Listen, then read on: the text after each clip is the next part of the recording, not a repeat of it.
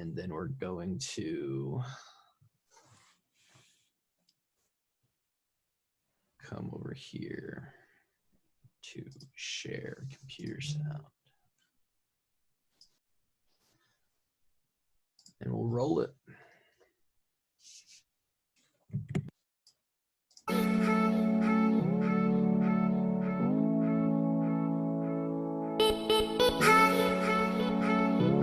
Can you hear that, Drake? Yeah. All right.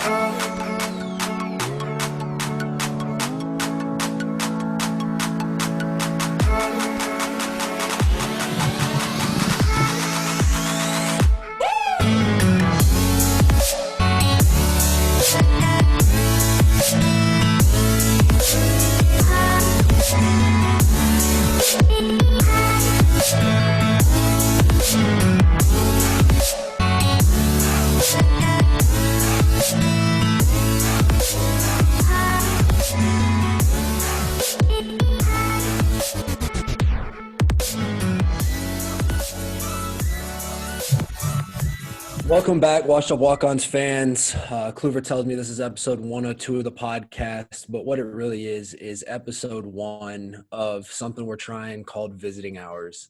And it's a way that we came up with the idea to interact with you guys a little bit more and get everybody through these days of quarantine and all this coronavirus bullshit and stuff.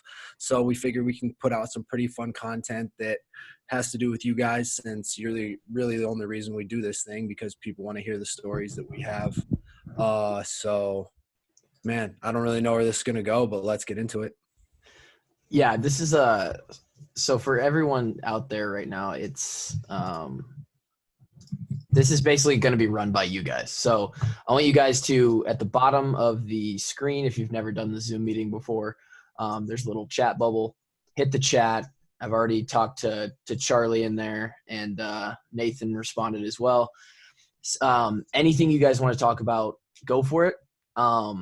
We can talk about the Greenway episode that came out this morning. Hopefully you guys have gotten a chance to listen to that.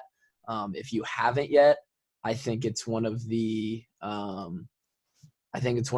best episodes that we've ever done. I think Drake made a tweet that if you haven't listened, or you don't think it's the best episode, if you don't listen to the episode, then you're the redheaded stepchild of all Iowa fans. Which is the truth. Like, if you don't want to hear us have a great 90 minutes with Chad Greenway, then you're a redheaded stepchild. Yeah, you are. Kevin is not here, and for those that listen on a regular basis, that shouldn't be a surprise. It just shouldn't be. He actually hasn't responded to us all day, which he mutes our conversation during the day, and then like at night or when he gets a chance, that's when he comes and actually answers. He's like the responsible like adult of the group, and it is what it is. So first question already in the chat: how far does it put CFB teams behind if there is not any spring practice? Yeah, we talked about this one right before all that shit went down, didn't we, Drake, with Alex on the thing? Yeah, we talked about the fact that just everything was canceled, and the fact that Iowa didn't have spring ball was like, we were envious of it because spring ball sucks ass. But like, if a team gets to have spring ball and other teams don't, like that's a huge leg up. Yeah, so I know like Nebraska does spring ball really early. They had like 1 week left of spring ball. They need it. And they could use about 20 weeks of spring ball. And I don't know if them fucking kids, they might as well put them in spring practice up until camp starts. Start camp. Just 9 on in blocks all the way till August from here on out. Anybody at school already lacks brain cells. Yeah, it's a tough one. So here's the thing: is like some schools already got to participate in spring ball. My question is the NCAA going to allow practice during the summer, or like this is unprecedented, dude. So the Iowa team is off, right? Yeah. Coach Woods used to have roots in Arizona, has a bunch of friends down here. Him and his family got out of Iowa, came down to Arizona. Just the other day, Coach Woods was me and him were eating and out on my back porch talking about the good old days. Wow. And I didn't know that. yeah, and so he was just, this is unbelievable. He's like, we don't know what's going on. He's like, none of us have to go to work. We're not allowed to go to work. Like Yeah, football is shut down. Yeah, it's insane. Like, so since nobody's ever been through this before, I don't think there's a set of rules. Like they're just going to make shit up as we go. That's what I'm thinking too. Is like, you can't tell, I don't know. In my eyes, you can't tell people that they can't practice during the summer when teams like Nebraska or whoever else that got into a spring ball right as the semester started, they were able to get their spring ball in. I don't think it's fair to the teams who didn't get a chance to practice. Like, it's a major deal. In short, to answer your question, spring ball is the start of – spring ball is so big for the unexperienced guys. Anybody who's been on the field, and Drake can give his thoughts on this too, but anybody who's been on the field and has gotten experience, they've felt the flow of the game, they've been able to play Division I football and got meaningful reps. It's not as important, but if you're trying to win a spot, for example, my brother stepping in this semester as his first semester in the program, it's so huge. It's the first stepping stone. It's 5 weeks to go show what you can do. And for the young guys who are battling to go from fourth to third string or third string to the two deep, it's massive. I would say, Drake, you probably made a lot of your strides in a one or spring ball or the other. You can talk about it. So me and spring ball didn't get along very well because my sophomore year, or our sophomore year spring ball going into what would have been 2016, I didn't have that good of a spring ball because Desmond was just shitting on me. Desmond was a really hard guy to block, right? Yeah. And he knew how bad I wanted to block him, and he knew that he also didn't always have to play by the rules. So rather than taking on the block sometimes, he would just do like the best Matador impersonation of all time. And I would be on my face because I wanted to hit him so bad. And because I was way overextending myself. I was still a young kid, had never played, felt all the pressure, everything like that. And Desmond was shitting on me. So that was not a great spring for me. And then I also missed a spring because I broke my leg in half. So you did happen to break. Desmond was so good at ducking. He was so good, dude. He was so hard to block. It was like he made me look bad on film so many times. It was so embarrassing. Yeah, it's all right. He plays for the Chargers. And he's a first-team All-Pro. Yeah. To answer your question, it's massive. Like Drake said, they're going to have to do something. It's unprecedented, the times, obviously. I mean, we're doing a group chat of almost 20 people right now because no one's at work, and obviously everything's crazy. I don't know, and I am very glad that I am not the person that has to figure out the rules going into this next season for the for the whole NCAA. Favorite Iowa player growing up? Man, I was a big Robert Gallery fan, which doesn't really make a lot of sense because I wasn't a lineman. I never played line. My dad was a lineman. Robert Gallery was kind of just that like larger than life figure. I was a big basketball fan too. Big Greg Bruner fan. Adam Haluska. I love a lot of the old school Hawks. Greenway yesterday, we literally told him at the end of the podcast, like, yo, we literally modeled our playing after you. So that's a big one for me. I'm going to say I really loved Sean Green. I really loved Tyler Sash. Drew Tate, the stories of Drew Tate just being a total legend. Yeah. I don't know. See, growing up, I was also a Notre Dame fan because my dad went to the University of Notre Dame. So obviously you just kind of like follow in your parents' footsteps. So I was a big Brady Quinn guy back then, and Jeff Samardzija. Loved those guys. But I don't know. There's a couple. The next one is, do you think that all coaches are actually honoring the no work stuff? I bet Michigan State is practicing like normal. I can guarantee that's not happening. Yeah, And they're not practicing for sure. the only reason that I guarantee that every coaching staff in the country is sitting in their meeting rooms trying to talk to each other about how they can game the system and how much they can get away with without getting in trouble. But the problem with practicing, because I thought about this too with Iowa when kind of the NCAA hadn't really, there was no like full on rules for everybody. All the schools were just doing their own thing. You can't hide, you just can't hide a practice of 100+ players and 30 staff. You can't hide that. Someone's going to figure that out. Even if you do it in the indoor facility, someone's going to notice that there's 100 some massive dudes flocking to the complex, every day at a certain time. Like, there's probably reporters lurking around trying to get a story because they know that they don't have anything else to talk about at this time either. So there's just no way, like, there'd be no way to hide that. I know that Coach Ferentz is playing by the rules because he just plays by the rules. Yeah, KF's going to play by the rules because that's KF.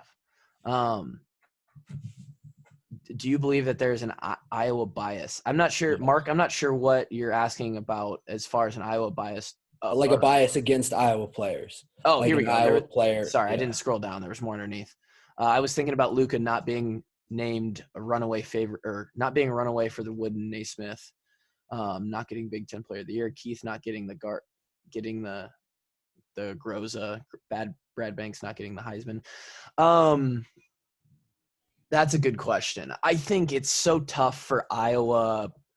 It's actually not tough. There's 20. I think Josie was number 27 or 28 on the All-American wall, in the complex. I think that those national awards, it's so tough to be the number one guy. If for those that listen to the Keith or the Miguel Racinos episode, you heard us talk about how Miguel and I had both been in contact with Keith, and he had mentioned that there was literally the deck was stacked against him with the committee. There's 200 some people on the Groza committee, and half of them are SEC constituents, and they were basically telling Rex Specs from Georgia that he won the award before they ever announced it. So, I don't know. With Garza, it doesn't make a whole lot of sense. I think Garza should be – Iowa's never going to get like that one guy that's just 100% runaway favorite. Like, if there's an Iowa guy in the mix, the narrative is always going to be that someone else is better because they play for a better name brand school. I don't know what you think about that, Drake, but yeah, I think there's a bias. Well, there's a SEC bias period in football, and that's like pretty blatant. I don't think that there's necessarily a bias against the Big Ten in basketball. Everybody kind of respects Big Ten basketball as being the premier conference, but Iowa just has been such a middle of the pack team for so long, and what Luka does is kind of Tim Duncan-esque. In the way that he's a very fundamental guy and he just doesn't do anything flashy. And I don't know, maybe the kid that they were like from Dayton was like a top 4 or 5 program this year. And this kid's a high flyer. And I mean, he looks really good doing what he does. So I think that there's maybe a bias against Iowa in basketball just because we haven't had that much success. I would say so for sure on that one. Especially when a team who, it's like, I don't know. Garza, in my mind, you look at the numbers, what he's done against the Big Ten all year, or what he did against the Big Ten. It's so sad that the season ended, first of all. But yeah, you're right. Garza isn't like slashing the lane and throwing down like a 360 windmill. Like, he's not that kind of guy. He's going to back you down and put it up off the glass and do that 12 times a game. Like, the numbers don't lie. It's kind of like Keith. The numbers don't lie. You kind of have to just hope that the voters aren't stacked against you like they were with Keith, and they just make the right decision. Because I don't think, Dickie V, he put out his tweet. For those that put stock in the Ken Palm, ratings. They came out with their National Player of the Year. It was Garza. I don't think it's really, in my mind, it's not a close race, but I don't get to vote, so I'm just a podcaster. Yeah, it's not close in my opinion either. The intro music, did you guys create it or was it chosen from a library? Kluver, how long did you do your homework and research with Chad Greenway? So that's funny. That's a good question. The music, if you go to YouTube and type in JPB high, like as in smoke weed, get high, JPB high, the song will come up. You can find the song. It's in the YouTube free music library. And I just cut the intro of that and down to like a minute. And for those that were here in the beginning, like you heard me just run the music. We just run it, and then it kind of juices us up as we come in. So yeah, it's just free music from YouTube. We definitely don't have the talents to create something like that. And then how long did I do research on Chad? I obviously, from being in the program, knew a bunch about Chad, was obviously a fan of his growing up. I wanted to make sure for that episodes like that, or like the other high profile guests that we've had, like Werfs or Stanley, we usually do like, just like we did today. We just sat down, got on here, started talking. We usually don't do a whole lot of preparation, but for those that I know are going to be popular episodes, I don't want there to be, I think I texted Drake and Kevin yesterday and I said, hey, it's like, make sure you guys both have a couple questions for Chad as well. Cause if there gets to a point where a lull happens, I don't want this episode to go flat. Like it needs to hit. And so for like an hour and a half before we recorded the episode, put down a bunch of talking points. And I think, it was episode 100. So I'm trying to get better at this thing. Drake is getting a lot better at this thing. Kevin doesn't show up again, so he sucks. But after 100 episodes of this, you kind of learn how to connect certain parts of the episode, go back 20 minutes to something the guy had said, and then relate it to something that just came out of their mouth, and that the episodes start to flow a little bit better. If you go back and listen to those first 10 episodes, man, they weren't good. They were not good at all. I won't go back and listen to them. I won't either. Charlie said, so what you're saying is you didn't break your leg for no spring ball. No, I'm saying I did exactly that. I broke my leg for no spring ball. On purpose. As I was riding off on the cart, I should have been chanting no spring ball. No spring ball. Nathan, if you were still with the team, how would you guys handle the current situation without being able to practice with the team? What would you do to improve? Another great question. My brother lives in Ankeny.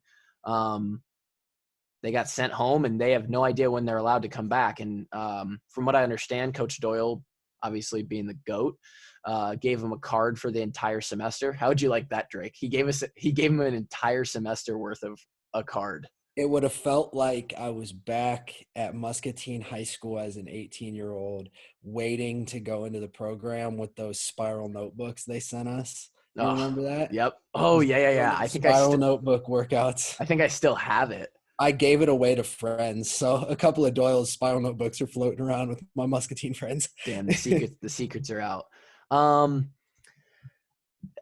Guys would handle that very differently. Those who were committed and I'm sure Doyle expressed the importance of it as, the team left. Those who are committed would find a way to get it done.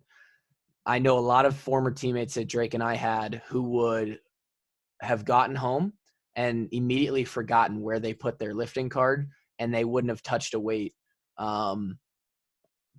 probably until they went back. Yeah, there's some guys that get pregnant every single time that somebody goes. Yeah, so the joke on that one is, and we said his name in the episode when we talked about it, so I'll say it here. It's a funny story. Terrence Harris was a D lineman for us. He didn't finish through the program, but he was there a couple years. I think 16, 17, somewhere around there. And in a 5-day span, he came back from like July 4th break and had gained 14 pounds. It's like ridiculous overweight. And we always, if you're a body weight guy, the sheet's posted. Everyone knows who misses body weight for the week. And so everyone knew Terrence like was plus 14 on the sheet.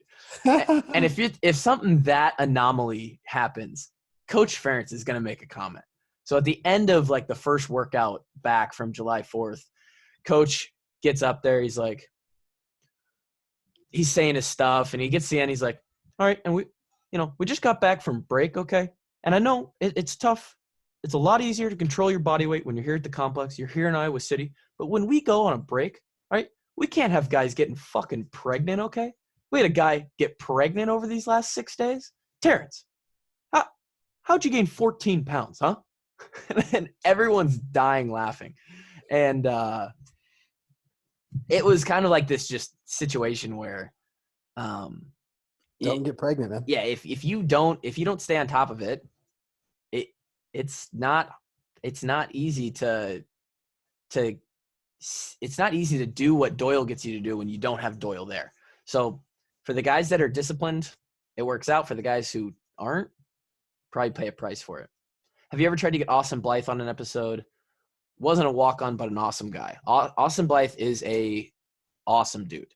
I have talked to him about him coming on the podcast. As a lot of you guys, if you come up with a name, we've probably reached out to them about eventually doing an episode when they have time, or we've at least thought about.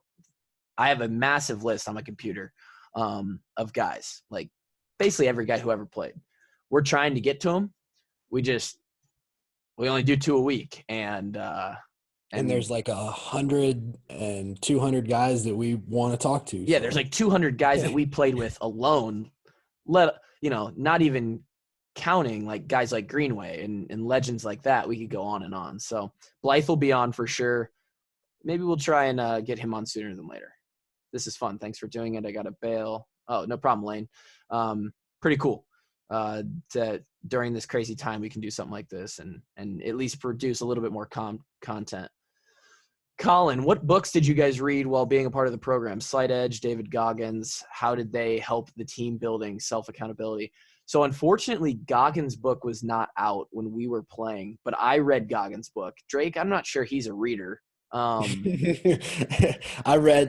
was a part of Doyle's book club. I read every page of the books that he gave us because I knew he was going to test us on it. Well, yeah. Other than that, so I've read Goggins' book since being out of the program. Incredible book. I wouldn't doubt that the team is reading it. It's not so much focused on a team-based concept like some of the other stuff is. It's Extreme Ownership from Jocko Willink. Ego is the Enemy by Ryan Holiday. Obstacle is the Way is another one by Ryan Holiday. Traveler's Gift. Traveler's Gift was sweet. Traveler's Gift. I'm not sure who that's by, but that was another one. You Win in the Locker Room First is, I'm pretty sure, one of the titles to the books. First Team First or something like that. Yeah, I don't remember. We read one, a great one about the All Blacks rugby team in Australia, or not Australia, New Zealand is oh shit, what was it called? It's called the All Blacks book. No, it was called Legend or Legacy. Yeah. Legacy. That's a really good book as well. What would be one past Iowa player that you both wish you could have played with? Oh, man. After talking to Chad Greenway yesterday, having Bob Sanders on my team is like maybe the ultimate dream. I don't know who else I rather would want. Stanzi would have been cool. I think mine would probably be Sean Green, just so I could block for Sean Green. Yeah, that'd be dope. He didn't need blocking, but it would have been Doesn't cool. matter, bro. Iowa has that culture that those hard-nosed, smart, do-it-right guys on the field sometimes feel like there are some talented guys that come in and don't see them get on the field much and sometimes don't even make it through the program. any names that were in the program when you boys went through that were freaks, but just didn't have Iowa mentality. Yeah, there's a lot of guys that are like that. You're right. And I'm not going to like rat any guys out. Yeah, I wasn't going to snitch either. But I will say one, and it's because he's had success post Iowa, and it wasn't that he was a bad guy or anything. But Derek Willies was an incredible athlete. He's even scored a touchdown against Ball State. Really like a game winner. It was a game-winning. I mean, if without Derek Willies, we don't win that game. And he was a guy who, the Iowa way and him just didn't mesh, but he was still a great dude, one of the better athletes I've ever seen. Yeah.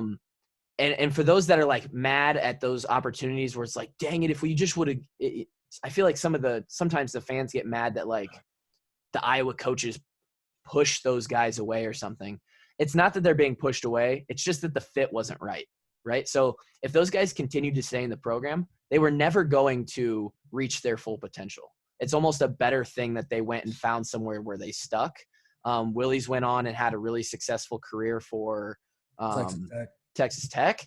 And then I think he was even drafted or picked up by the Browns at one point. And dude's killing it. But that's one name that comes to mind. Does Doyle have any phrases that when he says them, someone is in trouble? I mean, I don't know. When he curses at, when he screams at you, I'm trying to think. You know you're in trouble. I mean, I don't know. I don't know. When Doyle opens his mouth, you listen. That's the MO. There's no phrase. The one thing about Doyle is he is the king, and Drake can echo this because it was just it's Doyle's thing. Doyle's the best in the world at two things: creating a culture for a college football program and just being a great strength coach. And then the second thing is he always has a comeback for anything or any excuse that you could ever give him. He has like a mental note, like the notes app in your phone.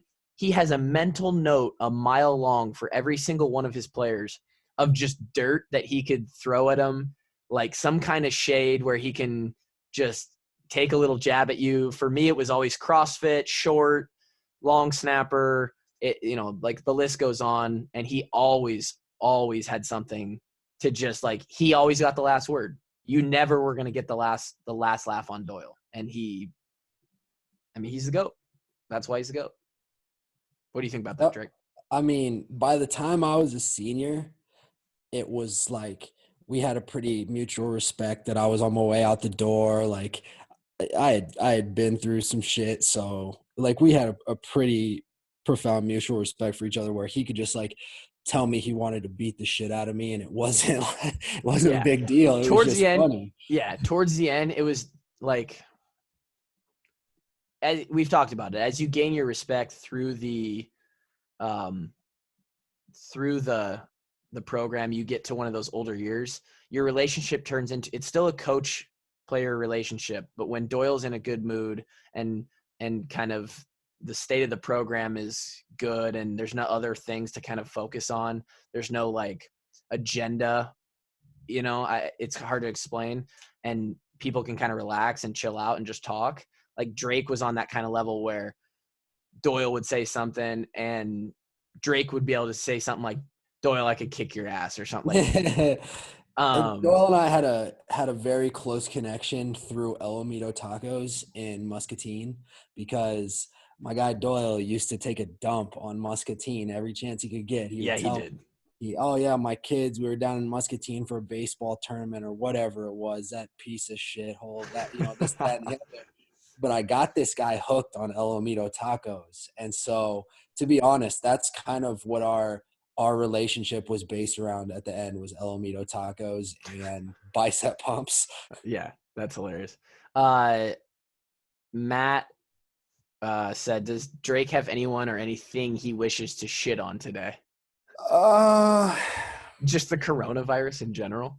I'm going to go with the fucking Generation X spring breakers, or Generation Z, or whatever generation we are. Z, I believe. Z. those fucking cucks down on the beach that can't give up their spring break for a worldwide pandemic. Like, how about you snorkel my asshole? Oh, for those that are in here right now, they're getting gold. It's just gold. Um, uh, Best athletic trainers you have the pleasure of known or worked with. Russell Yeah, Simmons, yeah. Sir Russell Simmons. We had such a huge staff. All of our trainers were really great. And the best part about the trainers, I don't think the fans understand like how close of a relationship the coaching staff, the strength staff, and the training staff all have. They have a meeting every single week, and they go over any single guy with any type of nick or bruise or whatever. They go over every single case, and there's a plan for everybody, and everyone's on the same page, and so it makes it really easy to know. In a huge organization like that, you have to be communication is key, and they do a really good job at Iowa of that. So what was it? Oh, good. Yeah. So intermittent fasting is going well. For those interested, the April challenge starts in just over a week. Email Does me it start on April 1st? April 1st. Fasting is, for me personally, is going great. I have been intermittent fasting for almost 2 years now. And, you guys saw the transformation picture. It's going pretty well. He used to look like a big bowl of mashed potatoes and a Teletubby at the same time. Yeah, I used to be Violet from Willy Wonka and the Chocolate Factory after she ate the piece of gum and turned into a blueberry. And now I look better than that. What was it like tripping over the 1 yard line? Knew we weren't going to get past that one. He didn't trip over the 1 yard line. I tripped over about the 5. He reached for the 1 yard line. Didn't Yeah. quite make it that far either. So if you guys have ever had if you've ever had a moment in your life where time slows way down, like way down, you have a million thoughts in 1 second, and it seems like you went through every single thought in detail. The time that I knew I was going down, it was about from the 4 to the 2 yard line where I ended up. That amount of time where I had turned my head and I was looking at the goal line, and I was trying to reach out, but I knew I wasn't going to get there. You have no idea how many thoughts I had and how many expletive words were going through my mind. It's like it was like a near death experience where your life flashes before your eyes. And my death was that of when I got on Twitter, long snappers, coaches, fans across the country were making fun of me for not scoring a touchdown. And I died that day. So that's that. That was tremendous. Yeah. All right. Let's get through these last couple, and then we'll call it a day on the visiting hours with Drake and Tyler. Best thing about going to the new football facility, I would say the hot tubs and the way the building was built in a way that it flowed really easily with the daily activities of what we were asked to do. So the meeting rooms were right upstairs. You walked right down the hallway to the eating room. Downstairs, the training room, locker room, equipment room was laid out, and it was all, you had access to everything. They made the building so that the daily activities flowed very well, and I loved getting in the hot tub every day. What about you, Drake? I'm gonna go with locker room, because our corner in the locker room was the best in Iowa football history. Nobody will ever have a better corner set up than what we had back there. And then I'll go weight room and refueling station for sure. Yeah, walking into the weight room and having food in there was fantastic. Any good poker stories as of late, Drake? Nah, man, I haven't been playing any poker. Went to real estate school, got that shit taken care of, so that I can do some real estate investing. It's gonna be some good times to get some rental properties, things like that. So There you go. decided to take a little different route. Poker was getting boring. We'll go back eventually though. Yeah. Is the Kluver Gym Corona free? Also, are you accepting new members? The bands at home are just not cutting it.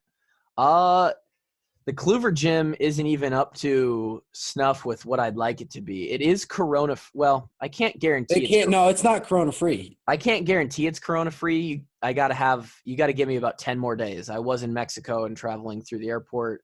International travel, man. Yeah. I definitely have more than some bands, but probably not accepting new members because I'm already training a couple. I got me, my wife, my brother, my cousin, who are all going to be working out here on certain days of the week. And I'll tell you what, man. If you could get some people coming through, fucking 8 o'clock, then 9 o'clock, I can then start 10 running. o'clock. I can start running Bro, classes. your own personal gym class right out of there? I don't have enough equipment for that. Not yet. We'll finish with this. When is Kevin coming back? At this point, he's probably quit the podcast. That's from Alex. Supposedly Kevin still has work. So, yeah, I mean, the hospitals aren't closed. I'm not surprised. yeah. But Tyler, even though you didn't score, the crowd noise level was incredible those few yards. I didn't hear a damn thing. I heard nothing. I heard myself howling in laughter. Yeah, fuck you. Dude, I don't want this to stop. This is fun because now know. I got to find other shit to do with my day. Right. Well, this went well. We'll probably do it. Maybe not every day, but we'll do it again for sure. Sure. I'll finish on this. The polecat. Dane's Dairy is fantastic. What? There's a question down here that said Dane's Dairy. Oh, Dane's Dairy ice cream during the preseason. Oh, the best. It was the best day of the year. Dude. So for those wondering, Dane's Dairy in Iowa City. I'm not sure the guy's full name. What was his name? I don't know, man. Something Dane. I don't know. They would cater like this do-it-yourself DIY ice cream bar to the complex every year. And you basically got to, they had like pre-filled a bunch of like pretty good sized cups. I mean, not enough for me. Real good size. They were still real good size. And then they just had a topping bar like you've never seen. Fresh cookie dough that they had made, syrups, strawberries, chocolate, caramel, Oreos, Reese's, everything. And you could just make your own ice cream, and it made camp just a little bit better. Just a little bit.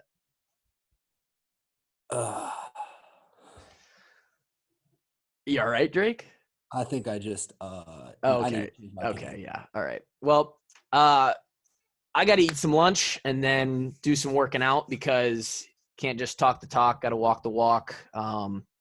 We'll be back for visiting hours again because this was fun, and my days are more boring than probably a cow and a cattle lot. Yeah. So thank you guys for joining us. If you had fun, go talk about it on Twitter when I talk about it so that more people can join us. It'd be insane if we could get like 50 or 100 people in here. That's it. Episode 102. This will be posted. So if you want to re-listen to it, it'll be posted as episode 102 is the Wash Up Walk-Ons podcast. As always, visiting hours. Yeah, but it's visiting hours, episode 1 with Tyler and Drake. And that's it. Hawks by a million. Heart don't have stars. Walk-Ons out.